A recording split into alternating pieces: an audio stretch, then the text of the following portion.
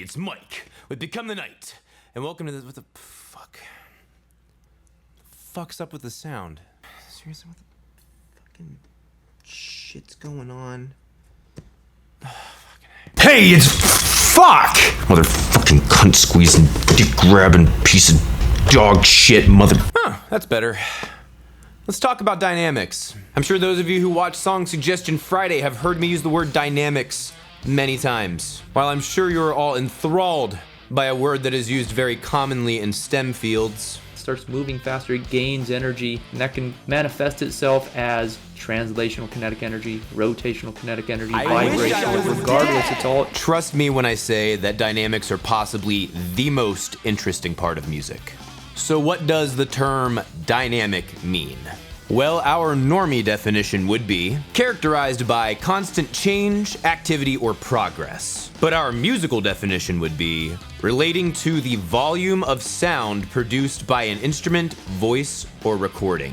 Volume of sound is not necessarily the most accurate term. We will use the term loudness. So to us muses, dynamics equals loudness. I want to get as holistic a view as possible on this term, so we are going to look at multiple facets of what it means to be dynamic in music. How a musician plays an instrument will have a dynamic element. This is the point in the video where many of our Kurt Cobain and Ramones devotees will need to find their safe spaces. We're about to talk about sheet music. For those of you who have seen a piece of sheet music before, piece of sheet, you may recognize these symbols. Now, I know exactly what was going through your head when you first saw these. There was already so much shit going on the page. The first time you ran into one of these, you were like, fuck. Then you come across one of these and you were like, peckerhead. Then you run across these two at the same time and you just lose your shit. Motherfucking mongoloid peckerhead. Allow me to demystify this for you. The F you see everywhere, F-U. This is the symbol that represents the word forte. Forte is Italian in origin. Simply, it means loudly. This symbol represents the word piano. While this does share the common name of a very lovely instrument, this in fact is also Italian. Put simply, it means softly. When we gradually go between different parts of our dynamic range, there are also terms for that. Gradually getting louder is called a crescendo. Gradually getting softer is called a decrescendo. Here's an example.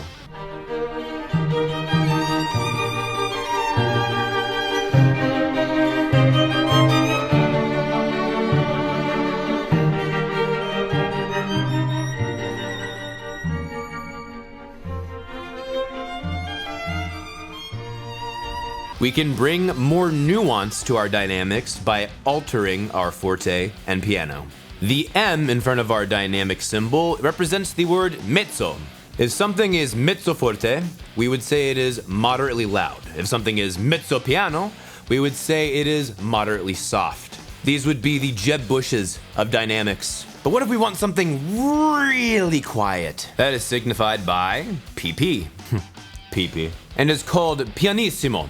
Conversely, if we would like something louder than loud, we would use FF or fortissimo. All right, we have discussed the basic dynamics through the lens of individual instruments. Now let's take a look at dynamics in the context of an entire song. So what makes a song dynamic? Oh, definitely Of Montreal is a fantastic example. Oh, and the Gorillaz. Oh, and Witchery. If you couldn't pick up on the fact that obvious sarcasm is obvious, these songs have a significant lack of dynamic range. So we've looked at different ways of describing loudness. What does it mean for a song to be dynamic? Going back to our normie definition, constant activity, change, or progress. I wonder why they call it progressive rock. It means the song is not stagnant. If we go by the musical definition, it means the more dynamic our piece is, the more dynamic range it has. And the more the loudness level changes throughout the song. The more it changes, the more extreme the dynamic range, the more dynamic the song is. But more than just the loudness of a song can be dynamic. If you play the 4 same measures over and over again, but at different loudness levels throughout the song, you will have burdened me with the choice between puncturing my own ears and gouging your fucking eyes out. The individual aspects of a song can be dynamic as well. Is our rhythm dynamic? Does it change tempo, time signature, accents, feel? Is our melody dynamic? Does it change tones, rhythm, length? Is our articulation dynamic? Do we play each note the same, or does each note get a specific, unique way of being played? Anything that is considered a change or progression all factors into making a song dynamic. I tend to prefer songs that have greater dynamic range, but that does not mean that you cannot make a great song that is not dynamic. For instance, if you want to feature the lyrics of a song, having music with less dynamics will help facilitate that. Why you didn't just write a poem is beyond me, but hey, fuck me, right? Another instance is if you're trying to make a trance-like feeling, and I think that's much more justifiable than the former example. I'm going to pause here and take a quick detour onto our last facet of examining dynamic. When looking at dynamics from an audio engineering and mixing perspective, we look at what is called the sound envelope. I can literally do an entire video just on sound envelopes. For now, we will use the definition of measuring the loudness level of a given sound over a period of time. The greater the difference in loudness of one given sound between its highest part and lowest part, the more dynamic range that sound has. So where does the word compression fit in? What does it do? Compression makes the louder parts of your sound quieter. Without going into too much explanation, this gives you more headroom, which means you can make that entire sound louder. Long story short, the end result should be your quieter parts are louder. It can actually give the appearance of making the entire sound louder. However, this is not truly the case. If this is confusing, trust me, that is the simplest way to explain it. There could be videos on videos about compression. Compression is very important in shaping your sound. There is a school of thought that says you should use the minimum compression necessary. That makes your mix sound more natural, or one could say more human. There are those that use an intense amount of compression. This actually can sound pretty excellent, but you start to go further away from what sounds natural. You start to lose the sound's natural dynamic range. As much as I give pop shit, they are masters of compression.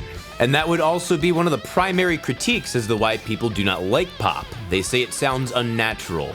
The level of compression makes the dynamic range not feel real. Okay, so where does this leave us? So what do dynamics in music do? They make your song God mode.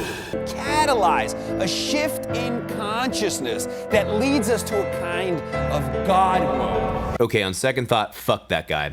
It brings more depth and breadth to your song. Does this mean that more dynamics is always better? No. Dynamics should be used to assist in expressing your thought or emotion musically. Here are some examples of making a part more dynamic than it needs to be.